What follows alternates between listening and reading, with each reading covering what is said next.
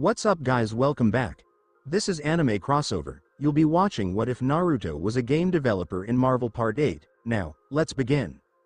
What's up? The development of Elder Scrolls Warcraft has led to a continuous increase in the number of players in Oasis. At a certain juncture, the expansion of this platform reached such significant proportions that Naruto observed over 2 billion individuals registered on Oasis.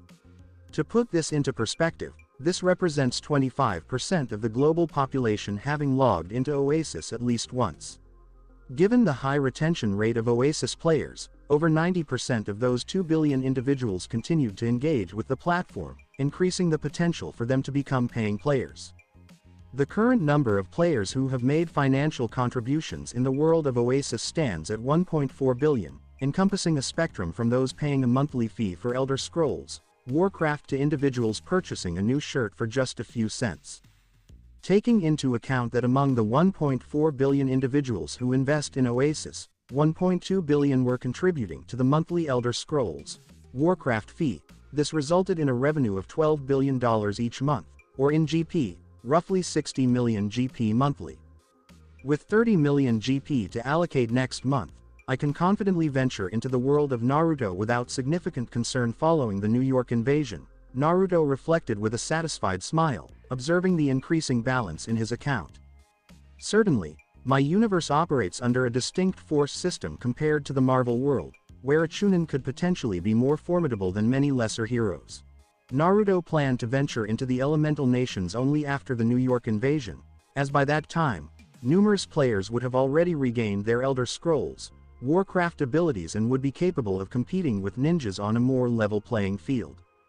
It is unfortunate that I cannot recall the precise date of the New York invasion from my past life. Nonetheless, Naruto reflected while navigating the computer.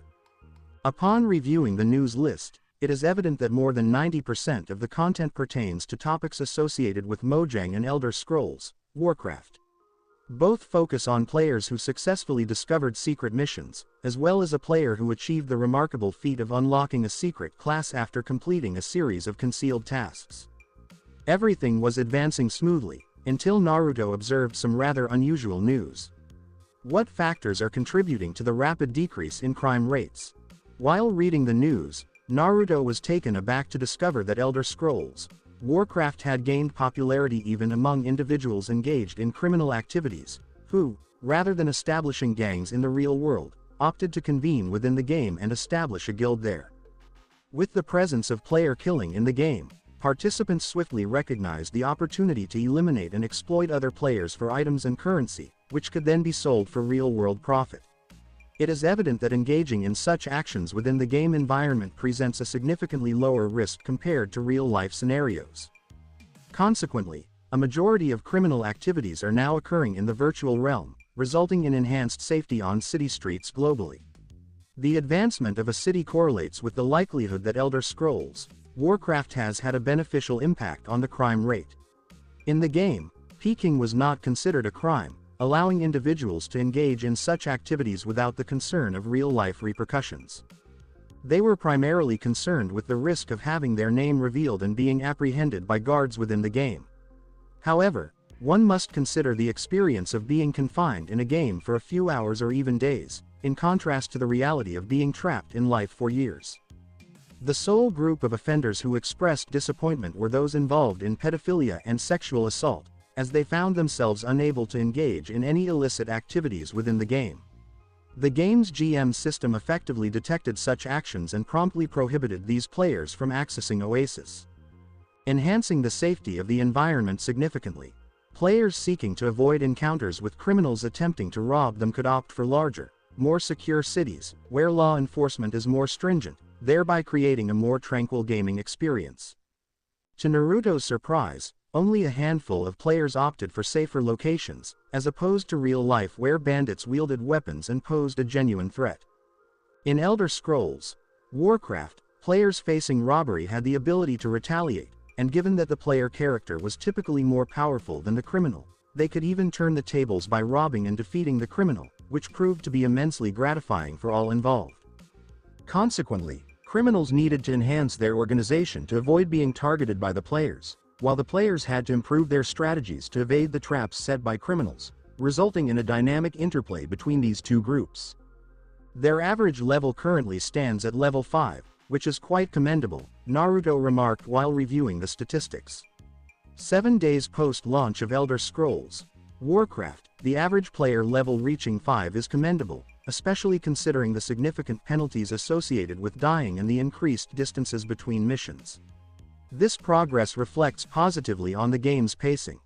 Given that players will have the opportunity to redeem their skills for real-life benefits at level 10, I anticipate accumulating several million GP, enabling a significant number of players to redeem their skills, Naruto remarked while examining the list of players with higher levels. Captain. Level 8 Silver. Level 8, Scarlet. Level 8, however, for these individuals, is their only activity playing? Naruto questioned in astonishment as he sought the identity information of these players. To his surprise, he was familiar with all 3 players. Captain was Steve Rogers, known as Captain America, while Silver and Scarlet were Pietro and Wanda Maximoff. Given that Steve Rogers had recently awakened in this new world, it was quite understandable to find him engaged in continuous gameplay of Elder Scrolls Warcraft. It was particularly striking to observe that Steve embodied the qualities of a human paladin, precisely as Naruto had envisioned. Pietro held the role of a rogue, whereas Wanda was designated as a wizard. All individuals were enrolled in classes that aligned seamlessly with their preferences. Given that the game operates in a virtual reality environment, it stands to reason that the likelihood of selecting a class that aligns closely with one's real-life personality is significantly enhanced, wouldn't you agree? Naruto contemplated, seeking justification for this notion. Hello, Oasis. Have you determined which skill each of these 3 individuals is likely to choose for real-life application at level 10? Naruto inquired of Oasis's artificial intelligence. Hello, Oasis. Have you determined which skill each of these 3 individuals is likely to choose for real-life application at level 10? Based on the traits they have exhibited thus far, the skills that are most likely to be selected are: it is probable that Steve Rogers will opt for Purify, a choice that eliminates a disease effect, given his concerns regarding Peggy Carter's Alzheimer's. Pietro Maximoff has 3 potential abilities to select from: Stealth, which enables him to remain concealed within the environment at the expense of 50% of his movement speed; Sprint, which enhances his speed by 50% for a duration of 15 seconds, or Backstab, which amplifies the damage inflicted by a dagger to the back by 50%. Wanda Maximoff has demonstrated a greater inclination towards ice magic compared to the other 2 specializations. Therefore, it is likely that she will opt for Frost Nova, which not only inflicts damage but also immobilizes targets for 6 seconds, or Frost Armor, which generates a protective layer of ice on her skin while simultaneously slowing down any enemies that engage her during this state. Based on my analysis, it appears that both Wanda and Pietro will opt for the most effective combat-oriented skills. Meanwhile, Steve is likely to focus on support skills initially, but may transition to offensive skills following his first engagement in the real world against more formidable opponents. At present, he maintains the belief that he ranks among the most influential individuals globally. Upon reviewing Oasis analysis, Naruto found himself taken aback, not by the decisions made by Wanda and Pietro, which he anticipated, but rather by Steve's unexpected choice. If he can cure Peggy's Alzheimer's, will the 2 of them collaborate? Naruto pondered with concern, as this slight possibility could significantly alter the future of the planet, given that Peggy is a crucial part of Steve. This has the potential to introduce both beneficial and adverse changes to the world. Given the presence of even more formidable skills in the game, the future appears quite unpredictable. Naruto reflected, a smile of anticipation crossing his face as he observed the unfolding scene. In contrast to Naruto's enthusiasm, the Ancient One observed the shifting future through the eye of Agamotto, her concern deepening. Each time she envisioned the future, it shifted once more. Just when she believed she could take action to avert a disastrous outcome, another alteration occurred, restoring the previous state. This led to a sense of calm, only for everything to deteriorate again, establishing a cycle that left her feeling powerless. She had a notion of how to ensure a positive trajectory for the future. It all began with Notch releasing games and making minor adjustments to the timeline. Now, with the addition of other games, the timeline has become entirely convoluted, she pondered anxiously, but what troubled her most was the subsequent thought that arose. Utilizing Agamotto's eye, she commenced her investigation into the future, seeking insights into the nature of other realities. What she uncovered left her profoundly unsettled. The future is not only chaotic for us, but it also appears increasingly uncertain for numerous other universes, she remarked, taken aback by the realization of how many universes would be impacted due to Notch and the ensuing disorder in the world. Could this signify the conclusion of all universes? She pondered aimlessly. In contrast to the Ancient One, who expressed concern regarding the future she envisioned, players globally exhibited a high level of enthusiasm for the game. For first-time visitors to the Oasis, the most striking revelation, in addition to its remarkable realism, was the realization that humanity was no longer the sole race present there. It felt like individuals had entered a science fiction narrative, navigating a realm populated by diverse extraterrestrial beings coexisting around them. A feature introduced by Naruto in Oasis VIP allowed VIP players to utilize their WoW skins within the Oasis environment. Given that a significant portion of Oasis's player base consisted of VIP members, this resulted in millions of players showcasing the appearances of various races in the game. Orcs, trolls, undead, night elves, as well as gnomes and dwarfs, were observed with increased frequency. A post from the real-life dwarfs community gained significant attention, expressing gratitude to Mojang for their inclusion in the game. This gesture not only normalized their representation but also encouraged individuals to embrace their identity without shame.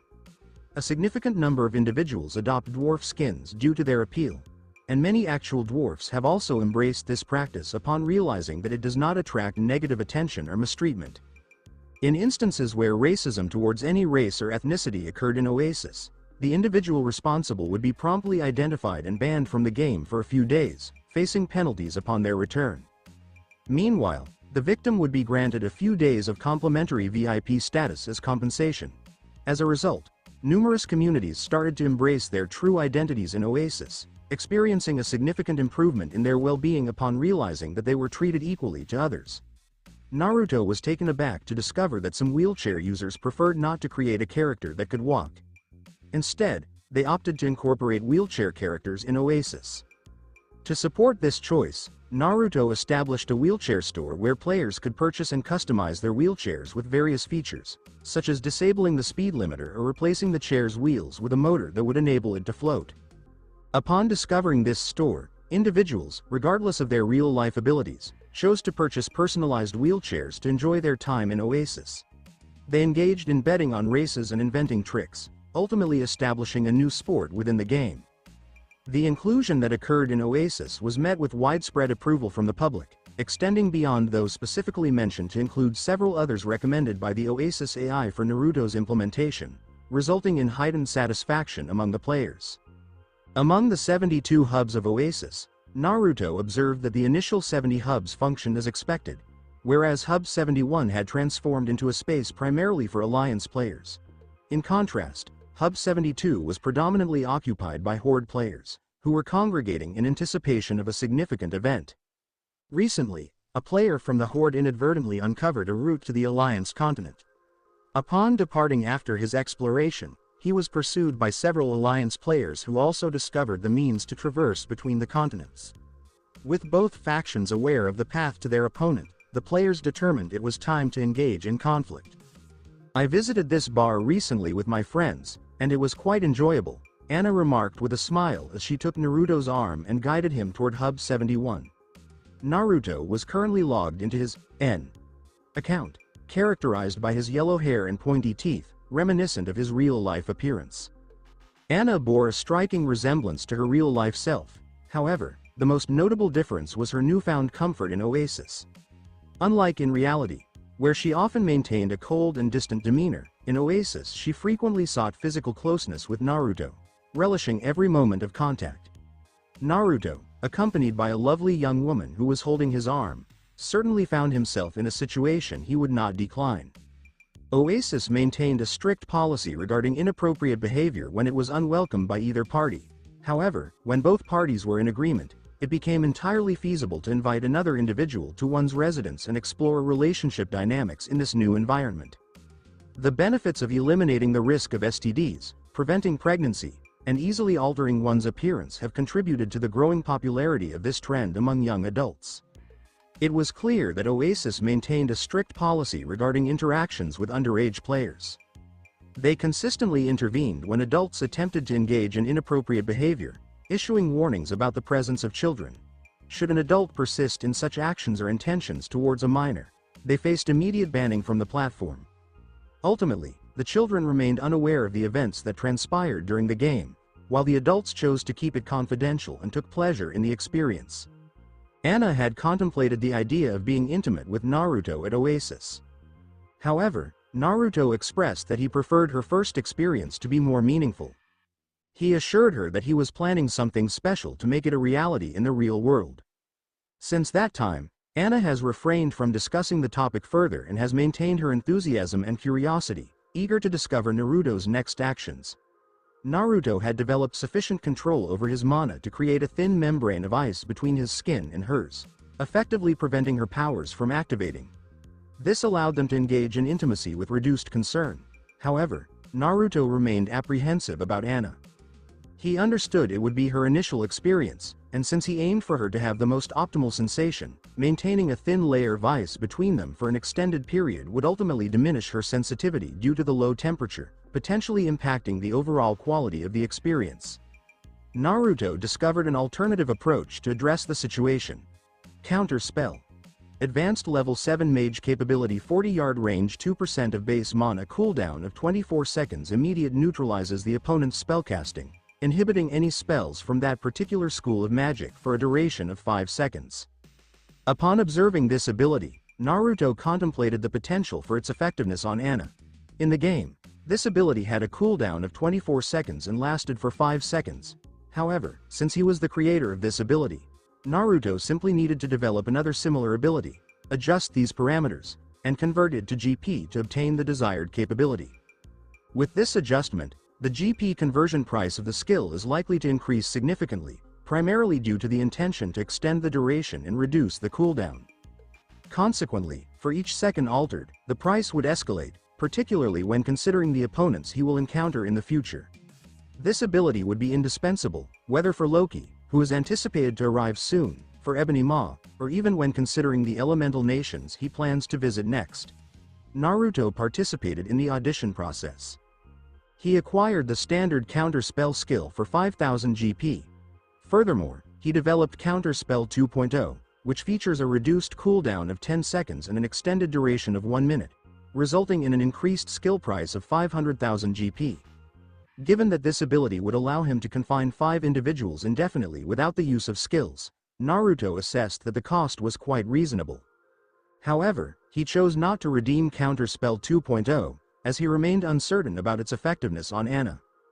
As Naruto observed the establishment that Anna had introduced him to, he noticed a prominent blue flag adorned with a golden lion at the forefront. The walls were constructed of wood, and the patrons predominantly wore attire reminiscent of the medieval era. Even individuals lacking armor donned garments reminiscent of those found in Elder Scrolls. Warcraft. Has the public relations team reached Oasis yet? Naruto inquired with astonishment. Indeed, several players expressed their satisfaction upon seeing the RP tag introduced on Oasis following their requests.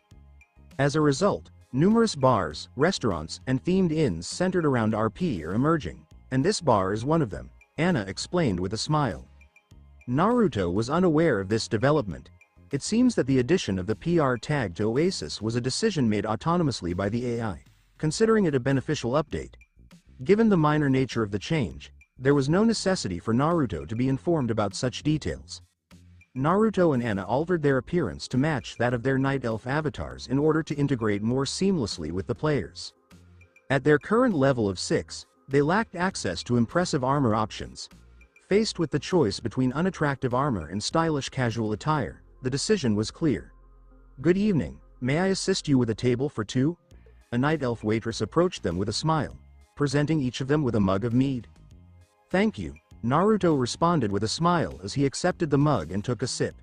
Every establishment possessed the necessary ingredients and had the flexibility to craft beverages according to their preferred recipes, making the experience of sampling drinks from various bars significantly more enjoyable compared to the real world, where major brands often monopolize the market. Subsequently, they accompanied the waitress and took a seat at a table. Anna observed the stage with interest, where a small gnome was performing a song in a red dress, accompanied by a dwarf playing a flute beside them. Unexpectedly, Naruto became aware of a discussion occurring beside him between two dwarfs. "Do you believe that an invasion would yield any positive outcomes?" a dwarf clad in metal armor inquired. "I believe that to be the case, although the horde appears to be lacking in resources. However, have you ever witnessed the rewards that the first player to defeat an orc received? That is something that not even money can buy," replied the dwarf beside him, clad in leather armor. "Could you please clarify where you encountered that information?" "What was that?" the first dwarf inquired with interest. "It appears that a level 7 rogue gnome has successfully infiltrated the Horde continent and encountered a level 4 undead mage. In a moment of urgency, the gnome swiftly eliminated the undead, resulting in the acquisition of a skill blink scroll." The dwarf provided an explanation. "Are you serious? He has acquired a skill. However, as a rogue, he is unable to utilize that skill, correct? It seems there is a misconception. If a player from a different faction is defeated, there exists a slight possibility of obtaining a scroll containing a random ability from that player. Additionally, any members of the group of the individual who executed the defeat can acquire the ability, irrespective of the class to which the original ability was associated." Upon hearing this, his friend dwarf was not only excited, but the other players who were eavesdropping on the conversation between the two dwarfs were also taken aback. The dwarfs were speaking quite loudly, and with the shouts of surprise from others, it was only natural that more individuals would become curious. With the realization that acquiring skills from opposing classes could be achieved by defeating players from the rival faction, the impending conflict loomed ever closer. The players' insatiable greed accelerated the spread of routes leading to the other continent. Naruto had designed this mechanic to enable players to acquire skills from other classes, as the game indeed bore the name Elder Scrolls. He needed to devise a more compelling method for players to acquire these skills, ensuring it wasn't overly simplistic, where they could merely purchase the other skills with money. An idea has emerged. Players will have the opportunity to acquire the abilities of players from a different faction upon their defeat. However, this can only occur if the defeated player is at least 5 levels higher than the attacker, and the attacking group may only exceed the number of the defeated player's group by 1 member. Individual affected. While there were still some loopholes, the AI developed by Naruto effectively monitored the game, making it straightforward to regulate the drops of items. This ensured that the game remained fair and did not devolve into a mere battleground for players to eliminate one another. Naruto implemented enhancements for players under attack in their respective regions. For instance, Horde players on the Horde continent experienced reduced damage taken and increased damage dealt to Alliance players, along with various minor debuffs that intensified competition among players. It has been established that when an individual perishes on their own continent, they experience a loss of 1 level. However, if a player meets their demise on the opposing continent, they not only lose a level but also face the possibility of dropping equipment. Given that players are likely to require top-tier equipment to defeat their opponents, the loss of such valuable gear upon death would represent a significant setback. Consequently, the equilibrium between risk and reward was maintained, prompting the ambition and confidence of certain players to drive them to invade the other continent. This action also provided an advantage to the less powerful good players on that continent, who successfully eliminated the invaders. Anna overheard the conversation with the dwarf and felt a sense of excitement. "If I had access to Blink, I would excel as an assassin." Upon learning that the gnome rogue had acquired the Blink skill, Anna, who had also selected the rogue class, felt compelled to venture to the other continent to engage in player combat and attempt to obtain that skill for herself. "You will have the opportunity soon," Naruto remarked as he selected a piece of the roast beef that the waitress had presented at their table. "Could you please clarify what you mean by that?" Anna inquired with a mix of confusion and excitement as she also took a piece of the meat. "I believe that a conflict may arise in the near future. As the desire among players grows, the frequency of invasions across both continents is expected to rise. To ensure our safety, it is advisable to relocate to cities situated further inland, as it appears that the route identified by the players is a barbel that traverses between the west coast of Kalimdor and the east coast of Azeroth. Unless you prefer not to prioritize safety?" Naruto inquired with a smile. Anna returned the smile. "Shall we proceed with an attempt?" Naruto smiled and shook his head.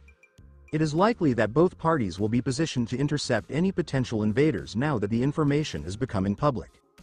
As a rogue, you have the ability to move unseen, whereas my invisibility is limited to when I remain stationary. Therefore, our optimal strategy is clear. It would focus on identifying potential threats rather than taking aggressive action for the time being. How does that sound? Upon hearing this, Anna's eyes brightened with enthusiasm. Absolutely. Recognizing that he had limited commitments for the remainder of the day, Naruto opted to accompany her to Elder Scrolls Warcraft in hopes of acquiring a skill from a player. As Naruto and Anna searched for an optimal location to establish an ambush, Strange was part of a group consisting of 40 individuals in total. A colossal bear stood before them.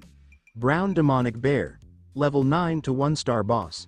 Exercise caution, as he may vocalize once more. Strange exclaimed as he hurried to take cover behind a tree. Upon hearing the scream, the other players promptly sought refuge behind a tree, while those without a hiding spot employed defensive skills in an attempt to mitigate the damage inflicted by the bear. This group, unlike a typical assembly of 5 tanks, 10 healers, and 25 DPS, presented a unique challenge in dealing with the bear. This group consisted of 2 races: humans, who comprised 80% of the players, and gnomes, who accounted for the remaining 20%. However, what all these players shared was a common racial background. Mage. A collective of 40 mages was engaged in an effort to confront the formidable level 09 boss. Certainly, this boss was classified as a 1-star boss, however, it still presented a formidable challenge, making the battle quite complex even with a team of 40 players. In this assembly of 40 players, a woman had acquired a skill from an orc warrior that enhanced her resistance and aggro generation, enabling her to take on a tanking role more effectively. Additionally, a man had obtained a healing skill from a troll priest, ensuring that the group of 40 mages had the semblance of both a tank and a healer. However, despite possessing these 2 advantages, the group's potion consumption was exceedingly high. Consequently, even if the boss were to drop a highly valuable item, the players would likely still incur a loss, yet they remained unconcerned about this outcome. A number of players within the group had commenced their training in alchemy, while others pursued different professions, resulting in a significant decrease in the expenses associated with the potions they consumed.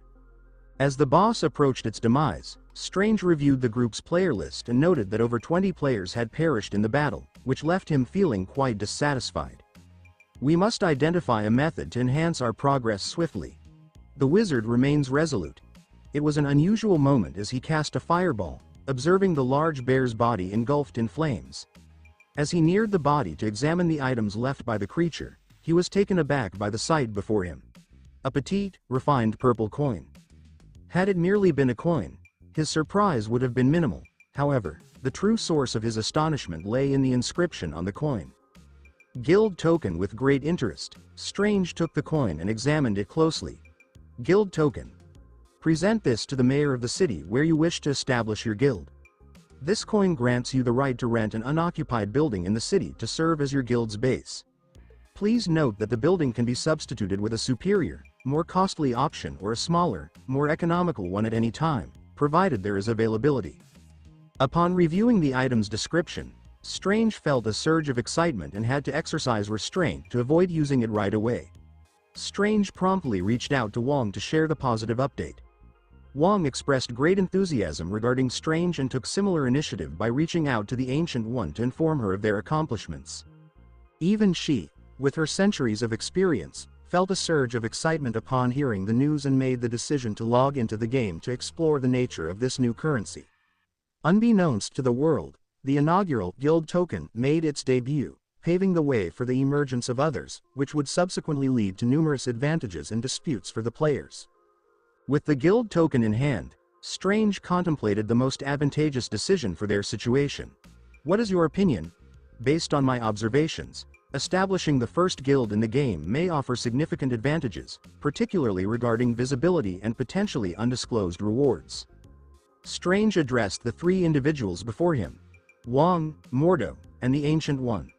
The 4 individuals were situated in a rented room at an inn in the small town where their journey began, as they had not yet reached the mission that would permit their departure to Stormwind. Upon hearing Strange's remarks, both Wong and Mordo remained silent, directing their attention towards the Ancient One, anticipating her insights, as she was regarded as the most knowledgeable among them. Yao contemplated thoughtfully while enjoying a cup of tea. Let us divide these benefits into sections. First, what is our current reputation among players? She inquired while observing Strange and Wang, the individuals responsible for overseeing Oasis Kamar Taj School of Magic. Wang took a moment to consider and then replied, "We have established a strong reputation, with over 200,000 players registered on our forum and more than 50,000 players actively engaging in the study of the magic of Minecraft and Elder Scrolls Warcraft with us in Oasis. I am confident that if a player has an affinity for magic, the likelihood of this player choosing to engage with us is significantly elevated." Upon hearing this, Yao, the Ancient One, nodded and directed his gaze towards Strange.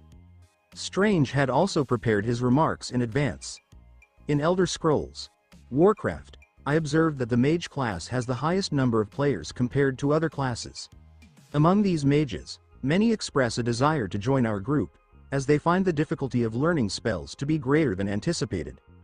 With our guidance, they are achieving rapid progress, which is further enticing additional mages to seek membership with us. Upon hearing all this, Yao nodded and articulated his thoughts. Among the benefits we can derive from utilizing this token at this time, the reputation boost will be significantly less advantageous, given that our reputation is already exceptionally high. Wang and Mordo expressed their concurrence with her statement. What remains is to utilize this token and potentially obtain a valuable reward from the game, or we may choose to wait until we reach the capital to use it there, where we can secure a more advantageous position for the guild. She stated, "What option presents greater long-term benefits for us?" Strange responded without hesitation, though there was a hint of disappointment in his tone. "Please hold off until we arrive at the capital." Yao presented the token to Strange with a smile. "Please take your time, we have ample time available. I understand your desire to showcase this token now and demonstrate our pioneering status. However, wouldn't it be more advantageous to utilize it at the optimal moment to maximize our benefits?" Strange paused momentarily before ultimately nodding in agreement. "We will proceed with our prior plan." Yao stated, "We will persist in enhancing our capabilities and completing missions, while the hunting party will focus on acquiring additional skills by targeting Horde players to ensure our team is as effective as possible. Certainly, it would be acceptable if a screenshot featuring the guild token were to be shared on our forum. That we are unable to manage will occur." Upon hearing this, Strange's eyes brightened with enthusiasm. "Correct. I can announce that we have successfully obtained the token, positioning us as pioneers in this achievement, which will help attract additional players to our school." An intriguing thought emerged with enthusiasm. Even when ambitious players emerged seeking to acquire their token, when did they ever shy away from confrontations? The wizard is unparalleled. When the news broke that the Kamar Taj School of Magic had received a guild token, the other big groups went crazy trying to obtain guild tokens as well, because, unlike the School of Magic, which already had the name, recognition, and knowledge that they used to attract players, the other big groups only had money, so they needed to work hard to hire more players and obtain the guild token as soon as possible. As a result, a substantial amount of money was poured into Elder Scrolls Warcraft to encourage players to strive to get the guild token. Unfortunately, they still didn't know how the School of Magic obtained the guild token, so they had to distribute these monies to players in other places to test their luck. The only organization that wasn't concerned about this was Shuri's guild, which would later be known as Black Panther, since the players of that guild would just be real-life citizens of Wakanda, thus they didn't need to be concerned with the attention that receiving a guild token early on would bring them. Elder Scrolls Warcraft introduced a shift to Mojang in that not only were the owners of major organizations investing money in this environment, but they were also playing Elder Scrolls Warcraft. Tony Stark had previously played the other games, but in Elder Scrolls Warcraft, he was astounded to hear that he could become an engineer, and he even delayed leveling up for a few days to concentrate on Elder Scrolls Warcraft engineering. T'Challa, who had not previously played any Mojang games, was now playing Elder Scrolls Warcraft and having a great time with it. Especially when he spoke with a Night Elf NPC and learned that at level 20, he could unlock an ability that physically transformed him into a Black Panther. T'Challa was surprised to see that over 90% of Wakandan players picked the Druid class to pursue their ambition of becoming a Black Panther. He was initially concerned about this trend, since having practically all of the players use the same class may be detrimental to a group's overall strength, but Shuri had some good news for him. Don't worry, brother, don't you know about the School of Magic? They are a group of mages who don't accept anything other than mages in their group. To get around the deficiency of not having tanks and healers, they are forming groups to kill players of the Horde and get the tank skills that their group lacks. We can just do the same thing and form groups so that our druids can also get skills that we lack. When T'Challa heard this, his eyes lit up. Yes, this will be great, so everyone can keep the class they want while still having powerful groups with all the skills we need. This logic was not limited to this group. Numerous other organizations focusing on a single class believed the same way, increasing the friction between the two sides and making the oncoming battle worse. More prominent. That was precisely why Naruto included this option in the game. If a player does not want to participate in this, it is simple. The player must level up on the other side of the continent, which can be done while accumulating money to pay for a griffin in a few days, and for players who like combat, let them fight. The more these players' battle experience improves, the more strong they will be when they get the skills in real life to cope with the impending invasion. I don't know what to say about your luck, Naruto chuckled as he shook his head and gazed at the lovely night elf bouncing with joy next to him, shaking a book titled, Blink. The lovely night elf swiftly opened the book and perused the talent descriptions. When she completed reading the final word, the book transformed into light particles and vanished, revealing a new talent in her menu skill list. Blink, Anna said eagerly. As soon as she uttered, blink, her body vanished and reappeared 10 yards ahead. Anna was bewildered as she looked around and realized where she was. What was wrong? The ability said I could teleport up to 20 yards away, but I could only teleport 10. She queried Naruto, not understanding what had occurred. Naruto chuckled when he saw this. That's common, you know about the proficiency level, right? Anna nodded.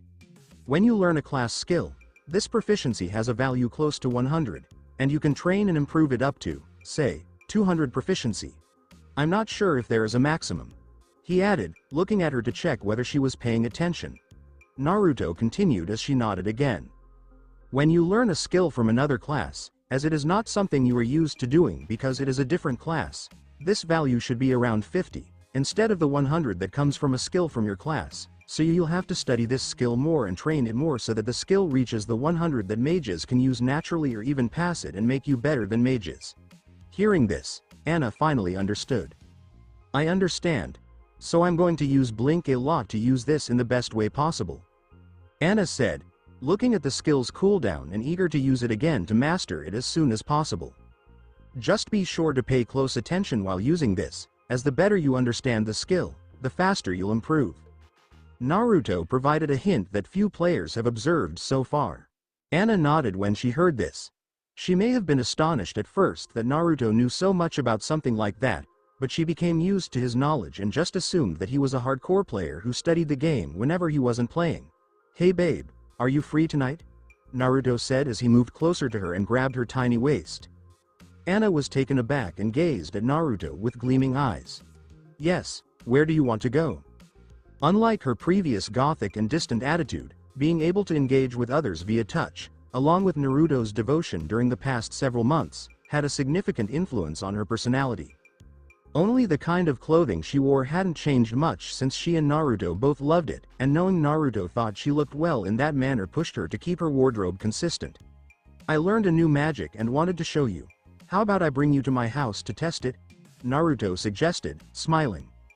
Hearing this, Anna was first intrigued since she had never gone to his house and had no idea what it was like, but when she realized he had learned a new magic and was summoning her so they could supposedly be alone at home, her cheeks became scarlet.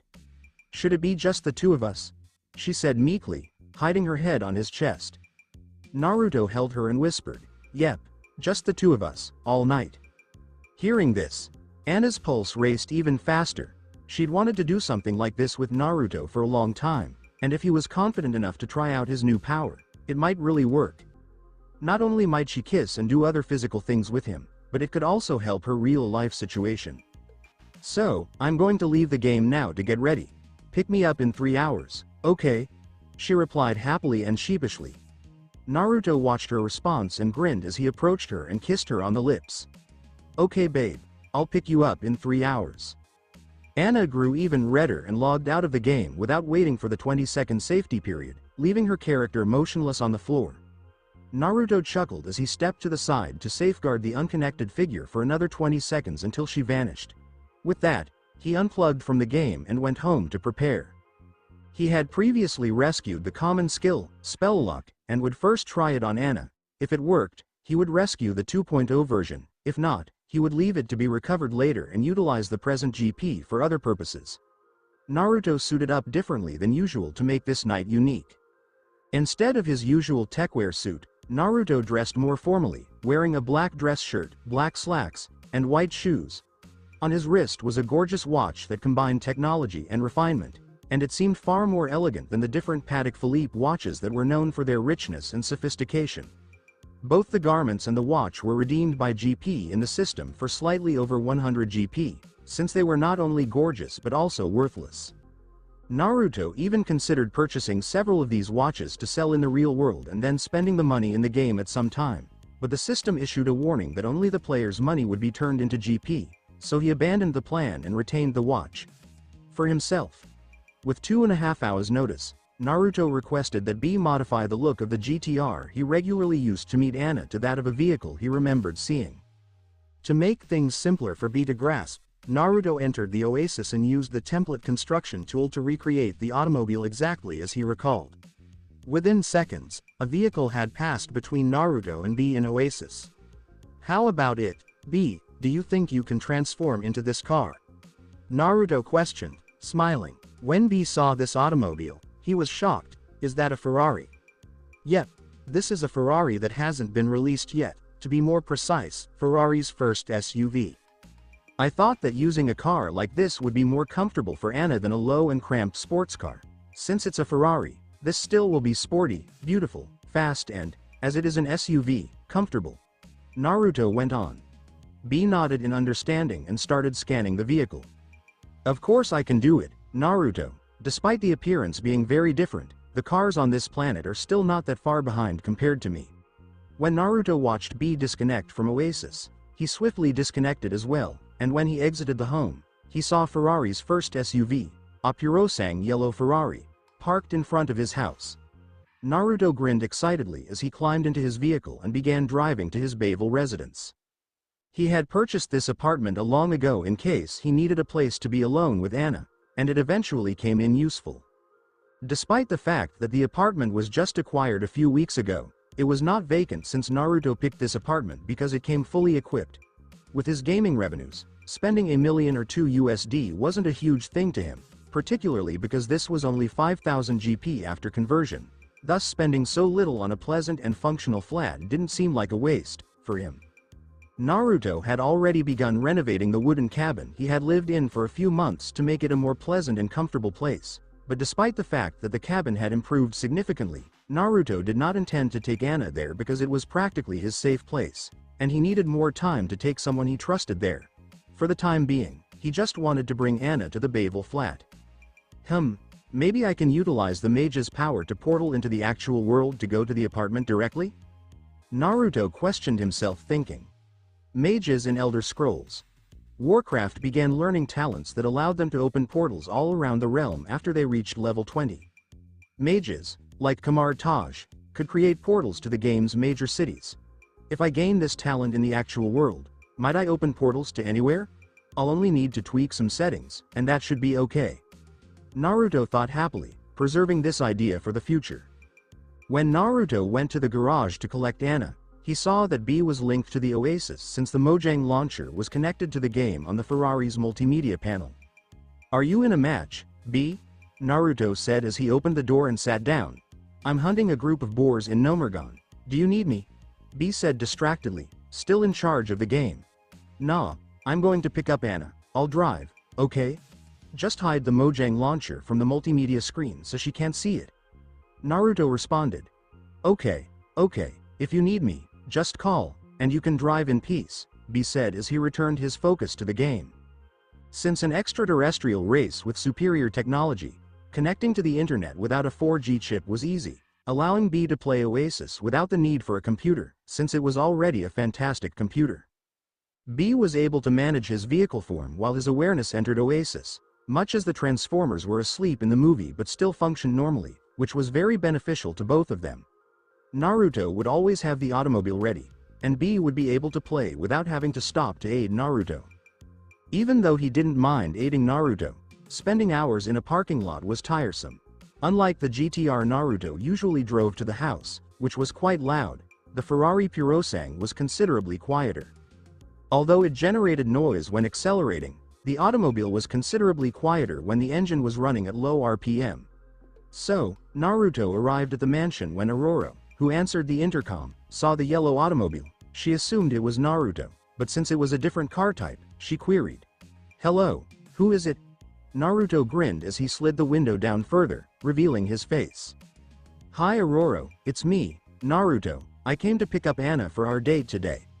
Confirming Naruto's identity, Aurora grinned and unlocked the gate for him to enter. When Naruto pulled up to the mansion's door, Anna was already waiting for him. Naruto gulped hard as he glanced out the window and saw how gorgeous she was. Her short hair was a few centimeters longer since she wanted to alter her style lately, which led her hair to fall a little below shoulder length, nearly touching her chest. Her body was wrapped in a gorgeous green outfit that complemented her dark makeup and hair, emphasizing her white skin that was seldom touched by anybody. This dress accentuated her breasts, which, although not too enormous, were the correct size and had a lovely curve. Not to mention her waist, which, without the baggy clothes she usually wore, showed how well she cared for that waist, which made a perfect shape with the slightly larger hips she had because her thighs were thicker and her ass was slightly bigger. To top it all off, she was wearing long black gloves and black stockings on her feet, which both shielded people around her and enhanced her beauty. Naruto thought, "I'm glad I came in black, since his attire matched hers so well." Naruto exited the vehicle in front of her with a grin and gracefully approached her side. His yellow hair contrasted wonderfully with his black attire and went well with the white shoes he was wearing, resulting in a fantastic blend of refinement and youth. Anna's reaction was identical to Naruto's when he saw her for the first time. Naruto had never dressed that beautifully while out with her, so seeing him in those clothes was stunning. His face appeared to get more lovely every time she saw him, owing mostly to his elven breathing, which she was unaware of. His physique was growing muscle, which his somewhat tight dress shirt accentuated, making his image even more appealing. Not to mention how happy she was when she saw him staring at her body in that way, which was precisely why she had dressed that way. "You look like a beautiful vampire with that white hair, red eyes, and black outfit," she exclaimed gleefully as she moved to his side and clasped his hand, but she was wearing gloves and the portion of her shoulder that touched him just touched his garments. Naruto grinned as he responded to her reply, "And you look like a beautiful snake in that green outfit, very elegant and charming." Anna grinned and moved closer to his ear, whispering, "That snake rubs itself very well," she remarked, hugging him from the side and pressing her breasts on his arm. Naruto sensed a response down below and answered in a whisper in her ear. "And this vampire wants to bite you all over," he stated as he lowered it to her neck, created a thin coating of cold mana on her skin, and bit down, causing Anna to freeze for a second and let out a little groan. Anna, scared by what she had done, swiftly pulled away from him and glanced to the side, attempting to conceal what had occurred and find another subject. But Naruto refused to let it finish this way. He was determined to end it tonight. Anna was astonished when she saw the Purosang Ferrari behind Naruto. Although the GTR is a highly costly automobile, the Nissan brand's price and weight differ significantly from those of a Ferrari. Anna had researched Naruto's GTR and knew it was an expensive car, and with the customizations Naruto made, it was even possible to buy a house depending on the location, so she knew he was wealthy, but the fact that he arrived to pick her up in another extremely expensive car, this time a Ferrari, shocked her even more. "Is that your new car?" she said, her tone mixed between excitement and concern.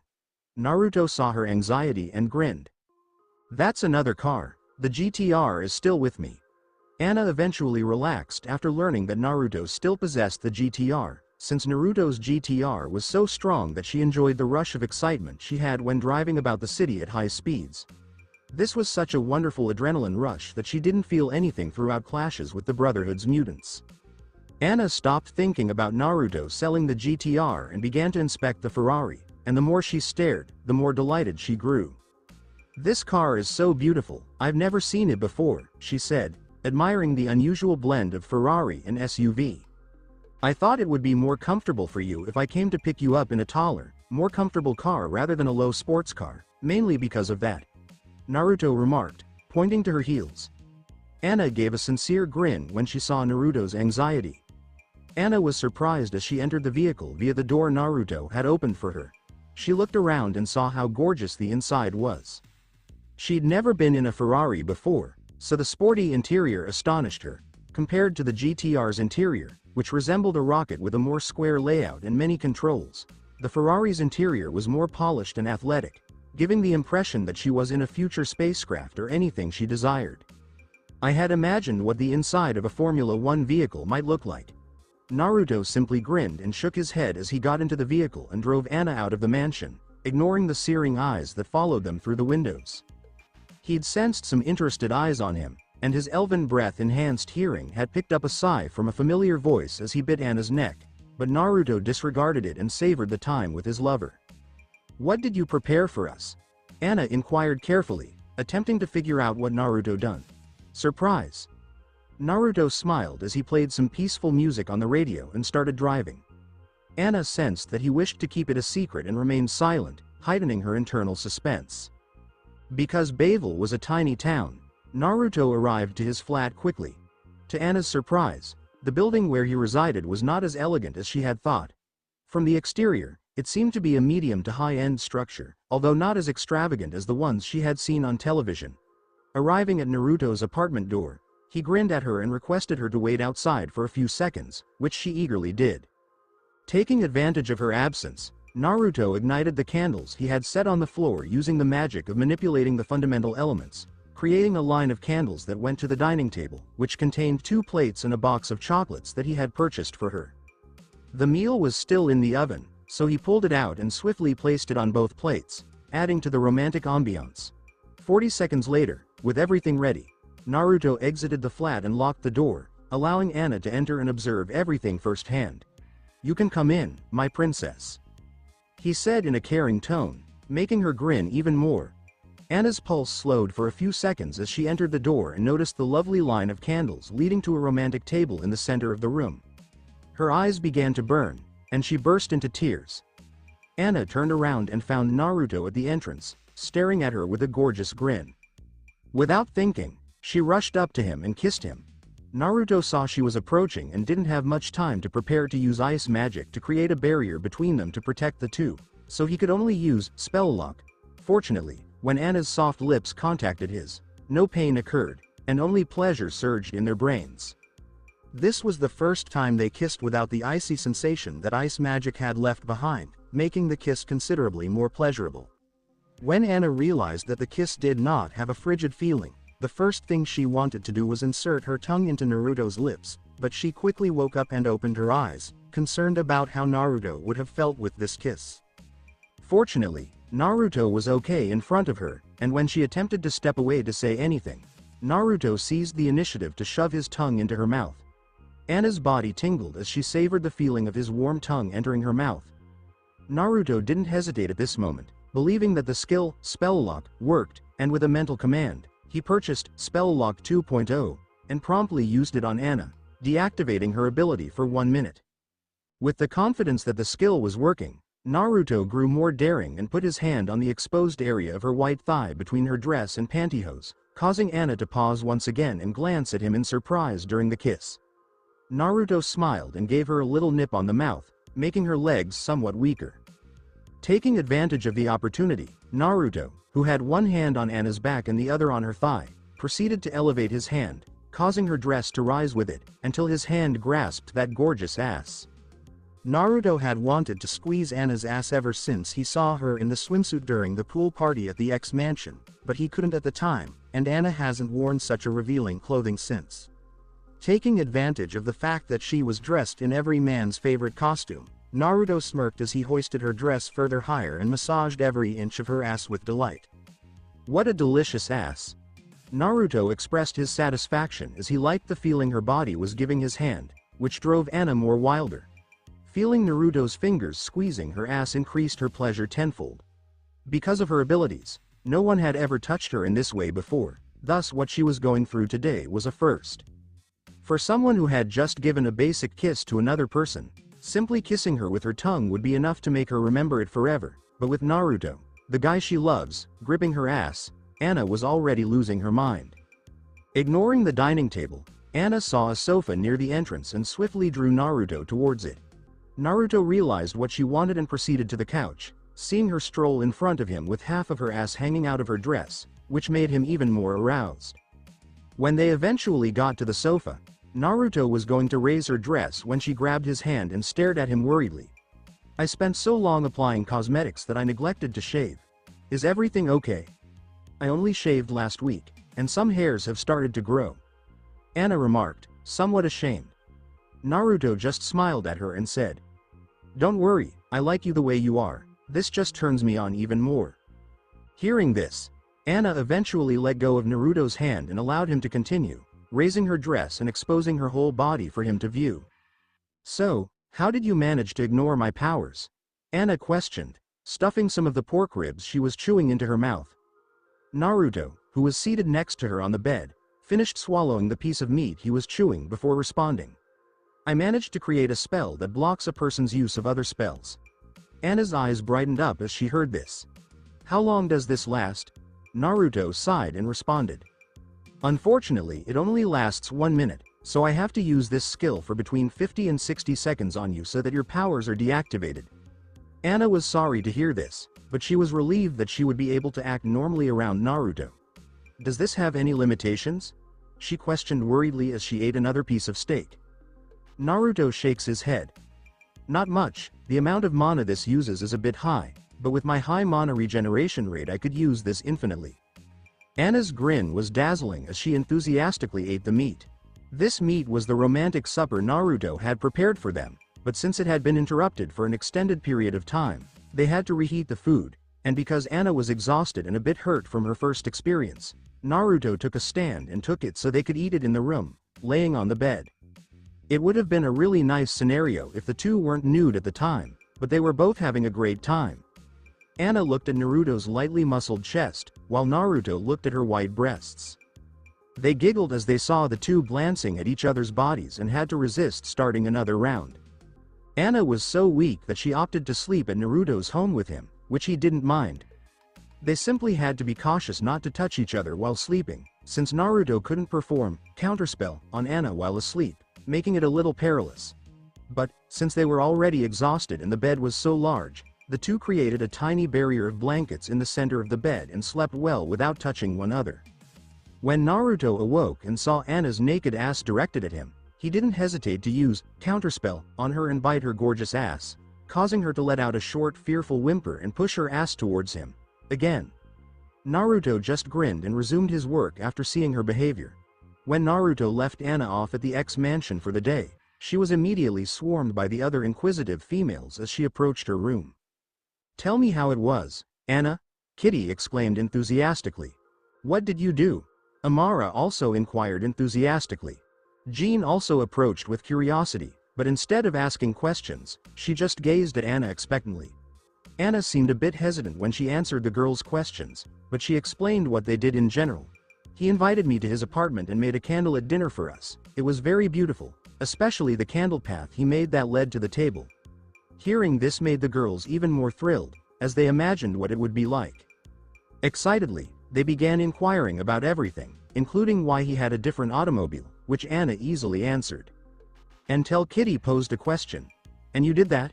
Hearing Kitty's query, the girls became silent, and Anna froze. They already knew the answers based on Anna's response, but when she nodded, they were all surprised. "You guys did that? With his ice magic?" Amara asked this time. Even Jean felt a bit shy to hear this type of stuff, but she was quite fascinated since she had never seen anything like it. Anna shook her head, which surprised the females. "No, he studied a magic that can cancel my powers." Kitty was taken aback and attempted to touch Anna's neck, but Anna quickly grabbed her hand with her gloves and shook her head. "That magic of his only works when I'm with him, so now I can't be touched anymore." Kitty, dissatisfied, resolved to inquire about the source of her curiosity. "So you did, skin to skin?" Kitty inquired as she felt her face get extremely heated. Even Amora and Jean were hesitant about Kitty's query, thinking it was too intimate, but they couldn't deny that they wanted to hear the answer. Anna's white complexion got redder than Kitty's, yet she still nodded yes. When they saw Anna's remark, the girls shrieked, both delighted and humiliated, not knowing what to say. Anna only had the guts to respond to such questions because they were her only friends and were in her room. Otherwise, she would never have said anything like that. And was it good? Amora finally asked. This time, Anna shook her head and whispered quietly, "It was the best feeling I've ever felt in my life."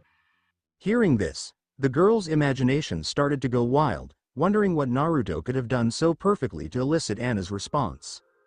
And with the girls' imaginations running wild, Jean, who didn't have much control over her powers, began listening to Kitty and Amara's imaginations, which made her a little embarrassed, but what embarrassed her even more was a bit of Anna's mind that she overheard without intending to. And what she accidentally heard from Anna's head made her gasp and widen her eyes in amazement. Jean turned to the side, realizing she had nearly let the other girls know she couldn't control her talents and could hear their thoughts, and began to think about something else. But she couldn't forget Anna's mental description of the feeling she had when Naruto's cock entered her and how good it was. Will the magic Naruto used to disable Anna's abilities also work on me? Jean questioned herself, little worried. Although knowing what other people were thinking might be valuable at times, it can also be rather unpleasant. Especially now, when she was dying with embarrassment from thinking of her friend's experience with her boyfriend's dick inside her. Pietro was surprised when he noticed a message in front of him. What is that? You have unlocked the skill redeem option now that you are at level 10. Pietro stared at his sister in confusion and said, Wanda, did you get that notice too? Wanda said yes. Yes, what is this skill redeem? Will we be able to pick a new skill?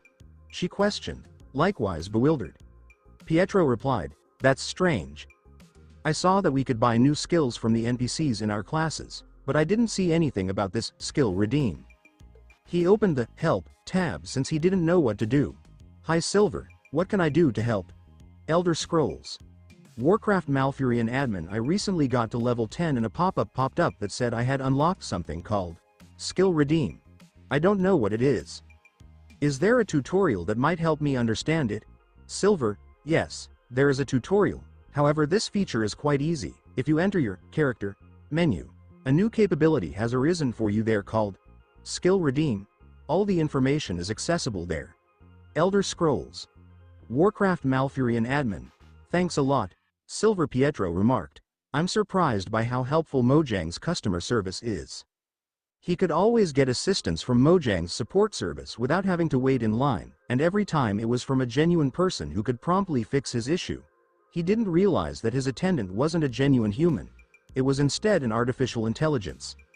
Wanda, the admin said we only need to open our character menu and there will be a skill redeem option. He opened his menu and looked for that option. Wanda did the same thing too. She was startled when she read the directions on how it operated. Talent redeem. Every 10 levels, the player may ask for a talent that their character gained in the game to learn in real life. In real life, various talents will have varying cooldowns before you may use them. You can get all of your talents for free, but you can speed up the wait time using Oasis coins, which is the money utilized in Oasis. Both Wanda and Pietro were shocked to see this explanation. Pietro said, Wanda, is this true? Not knowing what else to say. I guess so. Do you remember the golden apple? She added. Pietro finally recalled after thinking about what Wanda said. Even though they hadn't played Minecraft, they heard about the golden apple, which was a prize in the game for winning the Hunger Games. At first, it was easy to obtain, but as more and more people started playing, it became extremely hard to attain. As a way to glorify their country, countries even started to battle over which one could acquire the most golden apples from their military. Can they teach us how to do things in real life too if they can make the golden apples? He questioned, growing enthusiastic. We know this is possible, right? She replied and pointed at him. He got the message right away and recognized she was talking about the talents they already had in real life. Pietro responded, how about we test it? And then he looked over his list of talents to see which one he wanted to use. Wait, it says you can only choose one skill every 10 levels, so we can only choose one skill now. We need to think about it more, she remarked, sounding anxious. Pietro felt a bit down. Pietro stated, let's go to the NPC that sells skills and buy the best one for level 10. That way, we can be sure to pick the best one. That makes sense. Give me a second to look for something, she remarked as she started to scroll through the menu for further information. Until she was able to find it. Apparently, you can only pick a skill from level 1 to level 10, then a skill from level 11 to level 20, and so on. In other words, it won't do much good if we save our choices in the future, unless that. She didn't continue since she was reading more, which made Pietro nervous. Unless what? He questioned. Unless we get more points in some event, but they don't say which event would give us these points to choose more skills. Maybe that's something in the future, she remarked. Seeing that it wasn't anything that would be beneficial now, Pietro simply disregarded it and grabbed his sister's hand as he pulled her towards the NPC selling talents, hoping to discover what new skill they could acquire at level 10. They were both highly astonished by this level 10 news, and so did the other level 10 player. Steve Rogers had no hesitation when he gained this feature and immediately picked the Purify talent. He desired the skill, Purify, the most, even though there were other talents that would have been more beneficial in battle, such attack skills or healing skills. Purify took away one sickness and one poisoning effect from the selected ally. He thought about how fantastic it would be to be able to use this talent in real life when he reached level 8 and bought it. But who knew he would really have the opportunity to do it? Steve eagerly picked the opportunity and glanced at his cooldown number as it showed up. Purify, LV8, position in line. 01 time estimate. 1 minute. Steve was the only player who could convert abilities, therefore his cooldown was just 1 minute. However, when the other players achieved level 10, this duration would likely go up to a maximum of 30 days. There are billions of players, so the chances of this waiting time going over 30 days are very high. To fix this, Naruto set a limit. Every month, there would only be X number of slots for players to learn skills for free in the real world. This number was based on the amount of GP given out that month. Every month on the 1st, these openings would be filled again, and the players that were speedier would be allowed to master their talents. Leveling up is very slow, so it would probably take players more than 30 days to go from level 10 to level 20. This time would only get longer from level 20 to level 30. So even though there are a lot of players, they won't come back every month to get a spot in line if they've already learned the skills they wanted. Naruto also didn't want to waste money, so he included an option for players to pay to acquire the skill right away without taking up space in the free queue. However, this option costs a lot of GP, so it's not worth it. There was also an explanation that said teaching these skills takes a lot of firm resources, therefore the free quota is restricted. People may also pay to learn right away, as they are paying for the resources they will utilize. Steve hastily logged out of Elder Scrolls Warcraft when the time finally hit 0 seconds.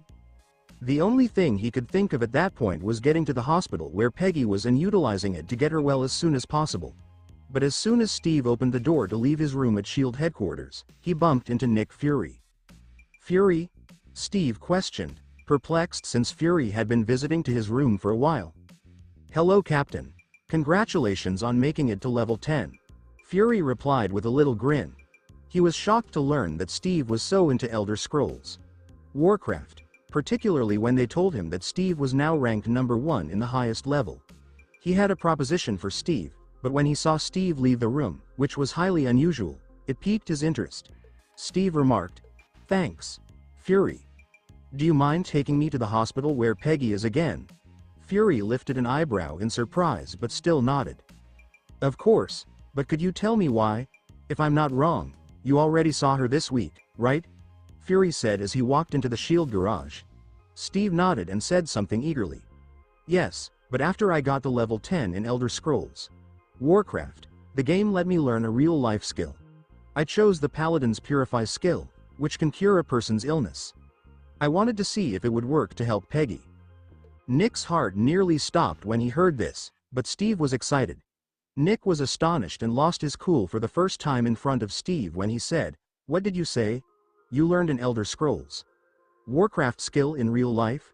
Steve was astonished by Fury's shift in attitude, but after thinking about how it would affect things, he understood why Nick did what he did. He was so intent on assisting Peggy that he didn't even think about what this meant for the rest of the world. But now that Fury had woken him up, Steve was astonished. "Yes. I learned a skill that can apparently cure any disease," Steve said, surprised. The two remained in the hallway, staring at one another for a few seconds, when Fury woke up and began going even faster towards the garage. Nick remarked, "We need to find out if this really works right away." "Have you tried the skill yet?" Steve also began to follow him, moving rapidly. "I haven't tried it yet, but since I left the game, I feel like I can use this skill just like I did in the game. It's like I went to school, learned how to multiply, and now that I'm outside of school, I can multiply like I always knew how." Nick was astonished by this, but he quickly realized there was a problem. "But if I'm not wrong, paladins need mana to use skills, right? Do you have mana in real life?" Steve was worried when he heard this. "I don't know." Nick nodded and said something. "We will need to do some testing." Nick placed his palm to his ear and gave an instruction as they proceeded. "All combat agents in Elder Scrolls Warcraft, change your focus to leveling up as quickly as possible. I want all agents focused on combat to be at level 10 within 4 days, while agents focused on crafting, focus on leveling up. Level 2. Steve was interested when he heard Nick's request. "Is there a reward for leveling up in the crafting jobs?" Nick simply shook his head. Nobody thought that getting to level 10 would open up this option, so it's best to treat Elder Scrolls Warcraft as if anything is possible from now on. Fury's brain hurt when he thought that regular people would gain the game's talents. This was because people wouldn't only utilize these skills for good, and it would probably be his job to figure out how to deal with them. People. Fury didn't realize that Oasis already had a way to verify a person's morality. As long as the person's morality score was below a certain level, they wouldn't be able to live in the real world. Naruto had no other alternative, even if it was dangerous. He wouldn't let people use the game's abilities for bad things, since the more chaotic society was, the less GP he would get because people would have other things to do. Even if individuals knew they were being watched as they played the game, they wouldn't care. People in Naruto's old world worried about being watched, but they still used social media, accepted cookies on the internet, and let apps look at their interests to give them customized ads. People objected, but they still went along with it, which was enough for Naruto. This detail wouldn't damage Mojang's image, particularly because it was being used to prevent bad individuals from getting the powers in real life. Individuals would probably consider this as a positive thing and appreciate him for it. Fury didn't realize that this warning to SHIELD agents was also sent to all Hydra operatives throughout the planet. Even though Hydra didn't know why leveling up was so important, they understood that Fury didn't do it for no reason, and they started to do this as well. They simply didn't realize that most of their agents wouldn't be able to master any skills in real life. Steve felt a bit upset when he came to Peggy's room because he saw how old she had become. But that emotion quickly turned to elation when he thought that he would be able to talk to her for more than 5 minutes. Even though Peggy was old and frail, her agent instincts weren't fully gone yet. So when she heard someone go into her room, she swiftly woke up and stared at them. Peggy was surprised when she saw the faces of the people that came in. "Steve, are you still alive?" she replied in disbelief. Steve's nose started to burn as he heard what she said, and he had to stop himself from sobbing again. Every time he came to see her, she stated this, even more than once a day. Steve grinned and thought, today will be different. "Hi Peggy, I'm still here," he replied as he reached out to take her hand. "It's been so long," she murmured, and then she started to weep, just as she always did. This time, however, Steve recalled how it felt to use Purify in Elder Scrolls Warcraft and began doing the same thing in real life. Steve and Fury, who were watching from the side, were shocked as Steve's hand suddenly started to shine with a golden light. The glow became so strong that even Peggy, who was sobbing, was astonished by it, particularly when a warm feeling started to spread from her palm that was touching the light to all over her body. This feeling went all throughout her body, and when it finally reached her brain, it made her head itch for a second. Then a lot of memories came back to her. Seeing Peggy's strange response, Steve felt frightened and questioned, "Are you okay, Peggy?" Peggy heard this and was shocked when she saw Steve. Steve's heart sank when he heard this, since he assumed Peggy would be startled to see him again. But what she said next astonished both him and Nick. "Didn't you come here 3 days ago? Did something happen?" Peggy inquired, bewildered. But just now, Steve couldn't help himself and began sobbing as he thought. "Do you remember what happened, Peggy?" Steve inquired, holding her hand. Peggy, who was 91 years old, glanced at Steve and sighed. He looked just as youthful as she remembered him. "Yes, now I remember everything. But how can I remember without Alzheimer's?" she questioned in surprise. Steve smiled as he opened his palm and showed her the golden particles gleaming in his hand. "It's magic. I learned a magic that can cure diseases, even your Alzheimer's," Steve remarked with a smile as he glanced at Peggy again. Peggy's heart ached when she saw how Steve smiled at her and gazed at her. He still loved her the same way he always had. She had been waiting over 70 years to see that grin, to see this guy in front of her, and most of all, to finally give him the dance she promised. Sadly, he had vanished. She went through so much, started S.H.I.E.L.D., suffered with so much, and now when she is over 90 years old, in a hospital bed, and can't even move on her own, he showed up. Peggy stared at him with love and began to weep. "At least I got to see you again, Steve," she remarked. What upset her the most was that Steve came back to rescue and take care of her when she was at her weakest, this time even using magic. Sadly, she can't even go on a stroll with him in the park. Steve's heart hurt too as he saw her response, and he could guess why she was responding that way. But he quickly came up with an idea and grinned. "You know I'm still waiting for that dance, right?" Peggy's heart ached even more when she heard what he said. "I don't think I can give you this dance anymore, Steve," Peggy remarked, sobbing like a small child. "Yes, you can," he responded with confidence. When Peggy heard this, she swiftly lifted her head and stared at Steve in disbelief. "Do you have any magic that can make me young again?" Steve laughed and shook his head. "Not yet, but it's not impossible if that man wants to. But the way I thought of it is you." Steve started to tell Peggy about Oasis and how you could construct a persona any way you wanted there, even using her looks from when they first met. He told her that she could walk normally again and even fight monsters and take part in fights if she chose to. This astonished Peggy.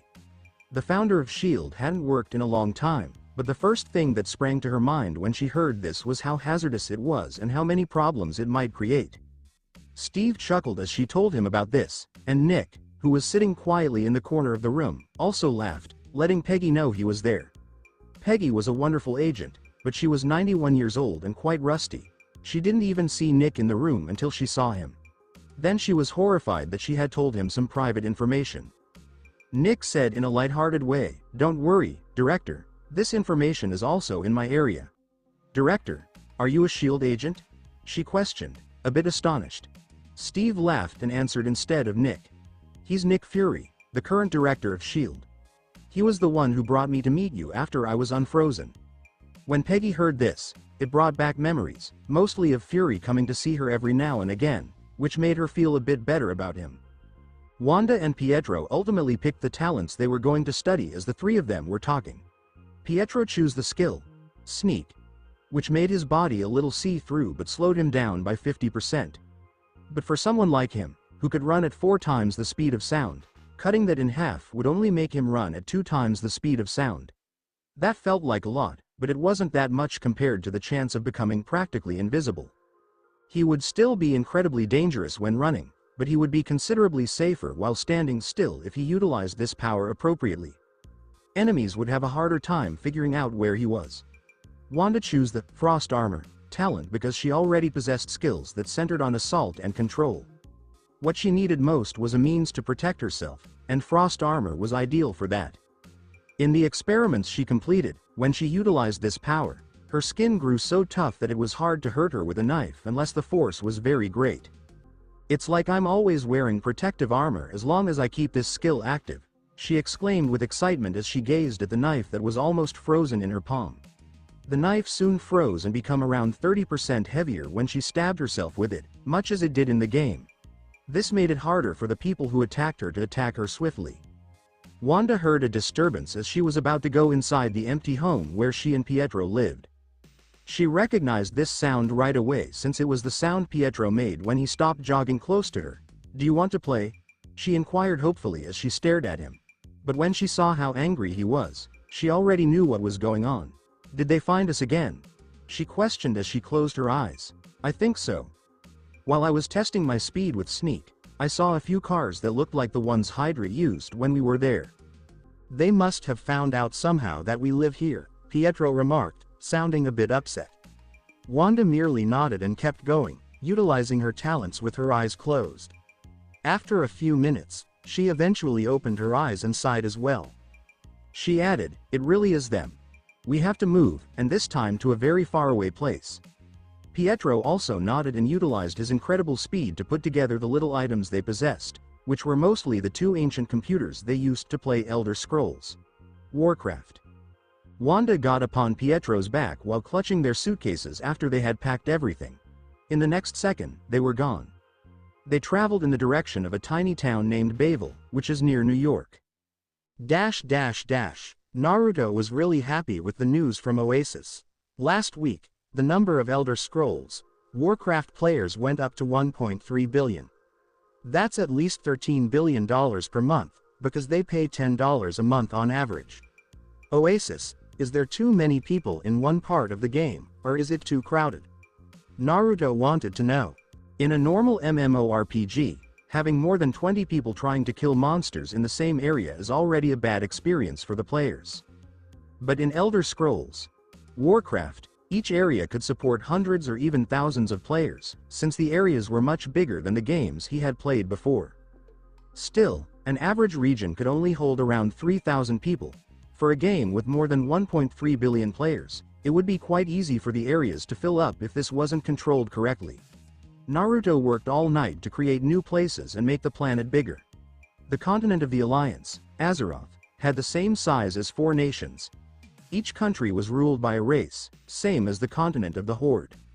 Naruto had to hastily make the map bigger since there were so many players. Luckily, players who weren't in the same location could still use capital portals or hire griffins to fly them from one part of the game to the other, even though the game was so realistic in size. Naruto improved the flying speed of these griffins even faster, which cut the travel from one capital to another down to barely an hour. Players wouldn't have any difficulties with this speed since the game didn't include flying horses yet, while players were flying the griffins in Elder Scrolls Warcraft. They may detach from the game and let the character flying alone while they did something else in Oasis. The player would only have to go back in the final 5 minutes of the journey so that the characters wouldn't be in the way of other players who wanted to pay for a griffin ride. This potential made the Elder Scrolls Warcraft arena very active. This was mainly because the arena had a player rating ranking, and the 1,000 players with the highest points won the title of Gladiator, and were listed in the ranking for the entire globe. Naruto was shocked to see that there were establishments in Oasis, mostly in hubs 71 and 72, that were aimed at players who were in the midst of a trip. These stores offered short entertainment, fast food, and other things for players to do in between flights. At first, it was really weird, but with time, it became normal for players to go to these businesses and spend money to have fun while they were flying in the game. The players didn't mind spending money in Oasis since items were much cheaper there. It was like their money was worth more in Oasis than it was in real life. This not only made major shops more interested in creating branches in Oasis, but it also gave small business owners a fantastic chance to test out new ideas and be creative in Oasis, where they wouldn't have to worry about failing like they would in real life. There is no issue with too many people, sir. The woodland near Stormwind is the most crowded place right now, with 7,519 players. This is just 75% of the area's capacity. The other 471 million online players are in different parts of the globe and are not having any troubles. Naruto was quite happy to hear Oasis news. He wasn't surprised that there were only 471 million players active, even if it meant that almost 2/3 of them were offline.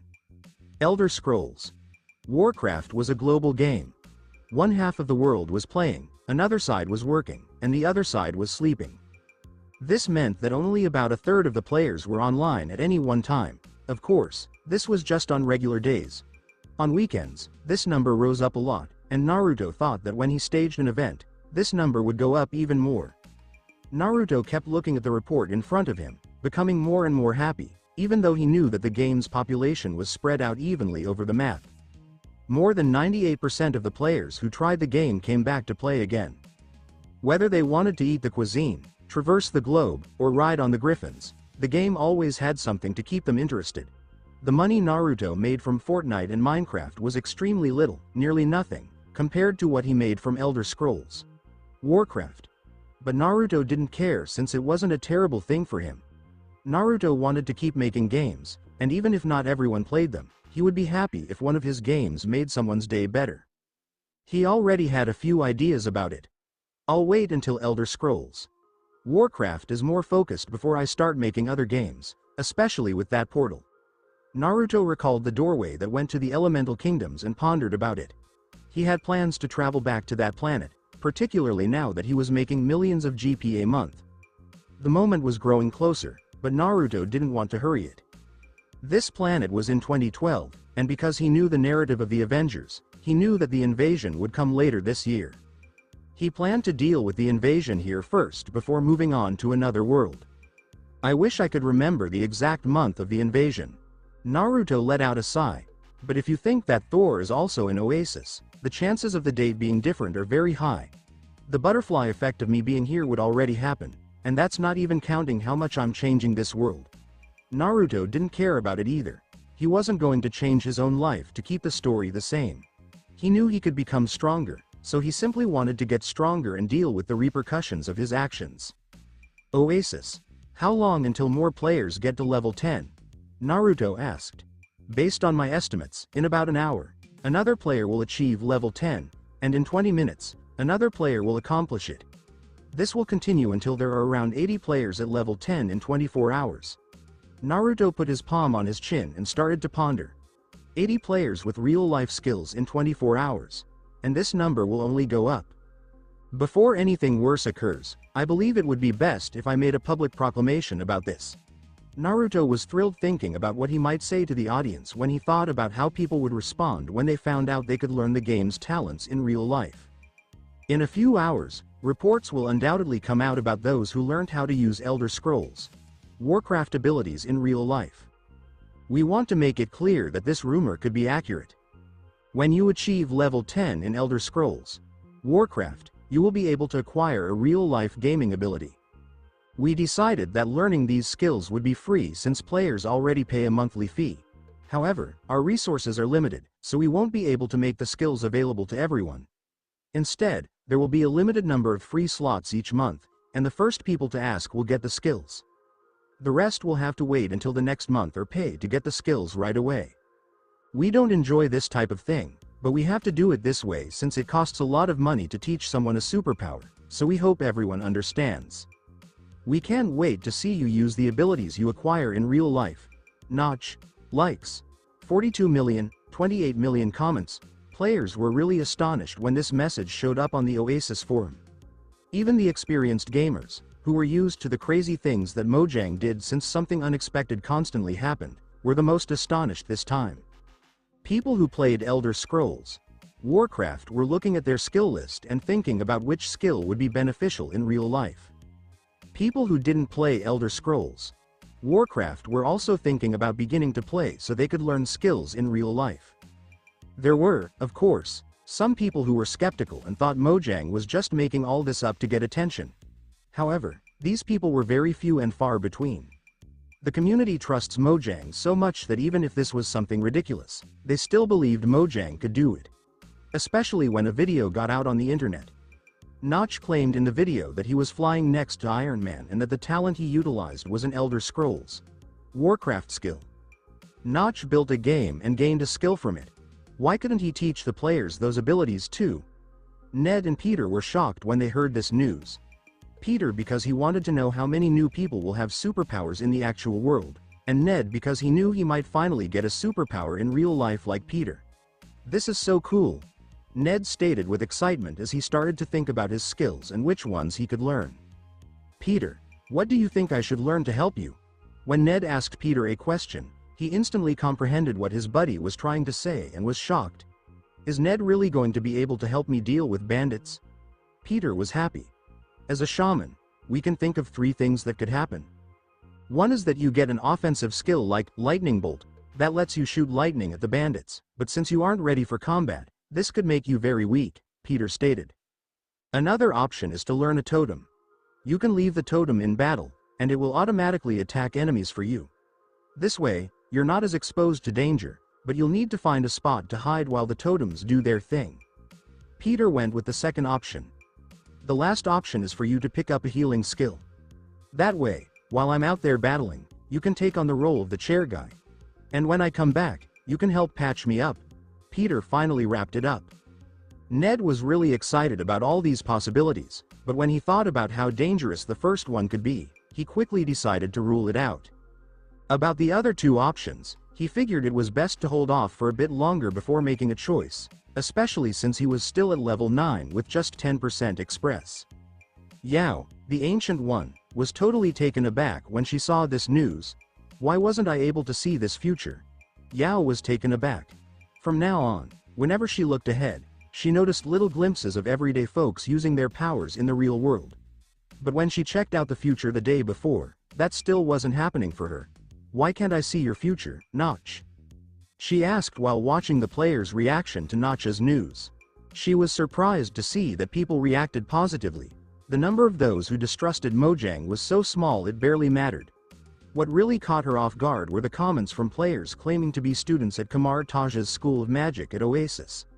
Hold on, Strange mentioned that around 200,000 player mages would be joining them. Just imagine if all those folks actually learned magic in real life. Considering these possibilities left her even more stunned. There are about 4,000 mages in Kamar Taj worldwide, and around 200,000 more people are joining. Oh man, I really need to get the mages into playing Elder Scrolls Warcraft so they don't miss out. Yao felt a bit anxious as she called for Mordo. Yao wasn't the only one feeling anxious about getting her team to dive into Elder Scrolls Warcraft. It seemed like leaders everywhere were sharing that same feeling. When the agents below started sharing images of the spells and skills that players had picked up in the game, it got them thinking about how beneficial this could be for their country. They quickly decided to call meetings to discuss it further. Hospital directors and doctors could sense the crisis approaching. With this news becoming a reality, they worried about their jobs, especially given the powerful healing abilities of the priests and paladins. So, now that I've shared the news with you all, I hope everyone gets that we really need to pick up these healing skills fast if we want to keep working. Okay. A director of a large hospital in New York mentioned with a serious look on their face. I've asked my secretary to put together a list of all the classes in the game that can heal and pick out the most useful ones. You know, I really believe that the best way to keep ourselves grounded is by picking up skills that align with what we can actually do. Plus, it turns out that the more you dive into a skill, the more effectively you can use it. Pretty interesting, right? As long as we keep picking up all those healing skills, our hospital is going to stay one of the top spots in New York. And you know what? If we can snag more skills than the other hospitals, we might just climb our way up to being the biggest hospital in the city, the state, or even the whole country. The doctors at the meeting listened to the director's words, their eyes lighting up as they imagined the opportunities for professional growth that these skills could bring. After the meeting wrapped up, the older doctors quickly gathered the younger ones to chat about the game and clarify a few things that might have been confusing. They were all pretty intrigued and a bit intimidated by those skills, to be honest. They figured out that these abilities entering the real world could be an amazing blessing for them, but if they didn't adapt quickly, it could also turn into a nightmare that would knock them off their pedestal. In just a few hours, posts started popping up online about folks picking up real-life skills. This time, this kind of post wasn't just popping up on the Oasis forum. It was also going viral on Twitch, with videos of people showcasing their powers in real life. When players saw others gaining powers in real life, it really pumped them up about the game. They dove in even more, eager to hit level 10 as fast as they could. Some RP communities have chosen to pause their roleplaying for a bit to focus on hitting level 10 first. They get how important it is to learn these skills in real life. But the X-Men were the ones who were most taken aback by this change. Charles Xavier was sitting in a cafe in Oasis, casually scrolling through the forum feed to catch up on the latest news. He was taken aback by how many people were eager to gain powers in real life. So, mutants have always faced a lot of criticism and hate for their powers, right? But now, it seems like everyone wants those powers too. What's going on with that? I feel like that was just jealousy. A voice he recognized suddenly came from Charles's ear. making him turn in surprise to see who it was. Notch. He was taken aback, considering it had been months since he last saw this person. The last time he ran into Notch, he had no clue that Notch was the mastermind behind Minecraft. And now, here he is, having a blast in Oasis every day and soaking up all these new experiences that this guy he casually chatted with once brought to life. "Professor, it's been a while," Notch said with a smile. "What do you mean by envy?" Charles asked, looking a bit confused. "You mutants were always the only ones with the chance to have powers, to be special, and that really stirred up envy in a lot of people. So, now that you're not the only ones with powers anymore, what do you think is going to happen?" Notch was curious. Charles couldn't believe what he was thinking about. "Do you think the hate will ever fade away?" "Got it," Notch responded while bringing forth a cup of hot chocolate. "You know, there might still be some lingering hatred towards certain individuals because, let's face it, prejudice and racism aren't going anywhere completely. But I really believe that it will lessen a lot, and soon enough, everyone will just be treated like regular folks again." As Charles thought about everything and finally grasped that Notch's story was real, his heart raced so fast he could hardly believe it.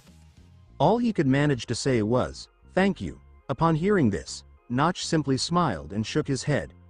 "No need to thank me, honestly. This is just something simple I can do, especially since it's pretty easy for me.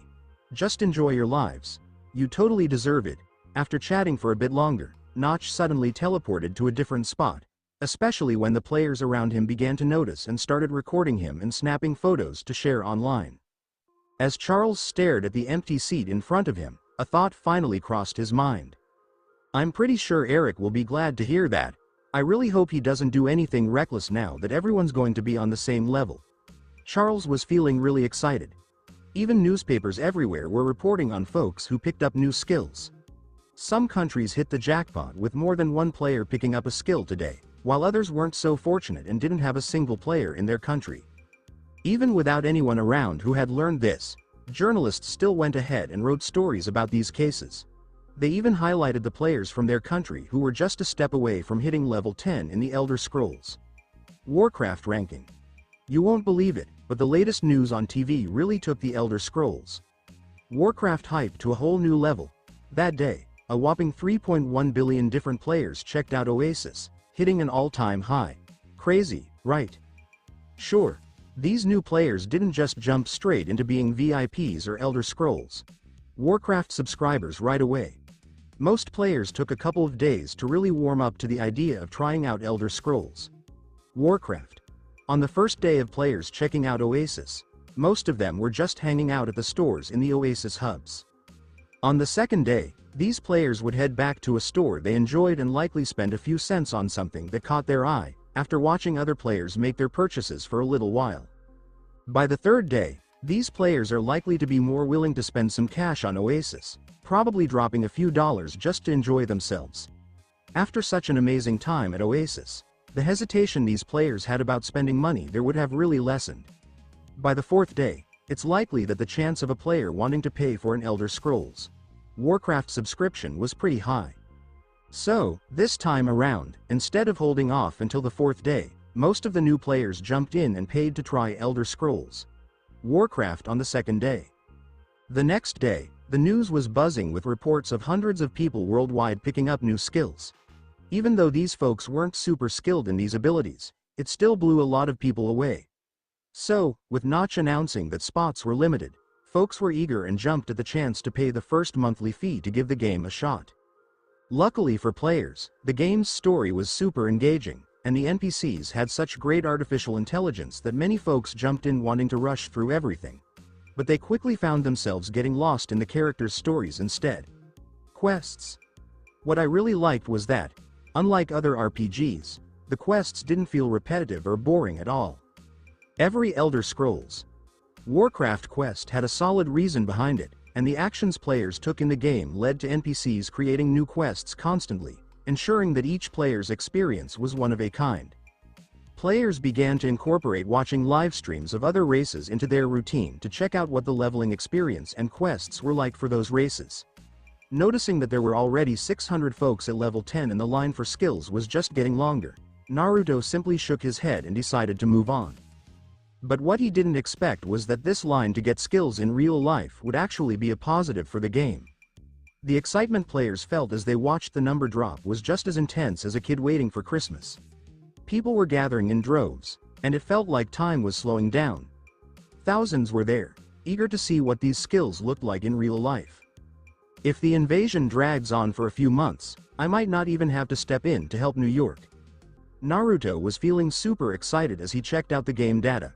Stay tuned for more. Thank you for taking the time to listen to this video. I'm thrilled you watched the video. If you enjoyed it, be sure to like and subscribe for even more exciting content coming your way soon.